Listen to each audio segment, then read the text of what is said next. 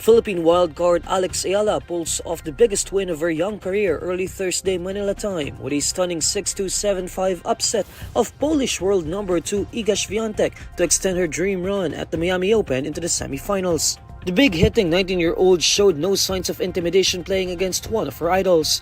Eala was instead a picture of poise as she dismantled Swiatek's serve early on to grab control of the match and never look back. Swiatek failed to hold serve throughout the first set while Eala was swinging freely as she unleashed winners from all over the court. Five-time Grand Slam champion Swiatek hit a staggering 19 unforced errors in the opening set and then received some advice from her coach before briefly leaving the court.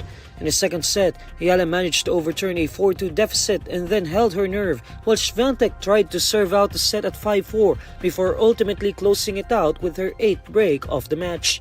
Eala's victory over Swiatek marks the third Grand Slam winner she had knocked out of the women's draw after earlier wins over Australian Open champion Madison Keys and 2017 French Open champion Jelena Ostapenko.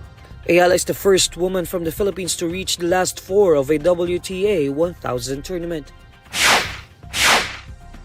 The U.S. says its military is posturing forward in the Indo-Pacific region, including the Philippines, to re-establish deterrence in the face of Beijing's growing aggression in the South China Sea.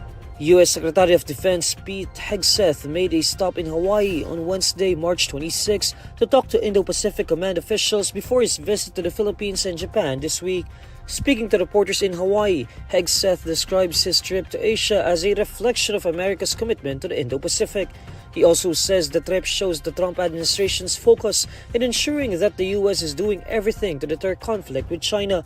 According to Hegseth, the U.S. is not seeking conflict but will stand strong in deterrence in talking to allies such as the Philippines. Hegseth is set to arrive in the Philippines on Friday, March 28 for a meeting with President Bongbong Marcos and Defense Secretary Gibo Teodoro.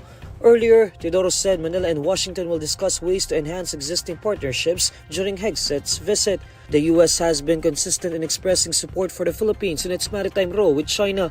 Beijing asserts sovereignty over almost the entire South China Sea, including the West Philippine Sea, despite a 2016 arbitral award dismissing its sweeping claims. Partlist groups 4Ps and Duterte Youth topped the latest social weather station survey. According to SWS, the national survey conducted in March contained a question sponsored by Strat-based consultancy on voter preference for party list. Based on survey results released on Wednesday, March 26, 4Ps and Duterte Youth are seen to gain 3 guaranteed seats each in the House of Representatives by obtaining at least 6% of votes cast for party list. The survey shows 4Ps garnered 10.44% intended votes, while Duterte Youth garnered 8.42% intended votes. ACT-CIS party list followed with 5.29% voter preference, while FPJ Panday Bayanihan gained 4.17% intended votes. Both ACT-CIS and FPJ Panday Bayanihan are seen to gain 2 guaranteed House seats each by obtaining at least 4% of votes cast for party list.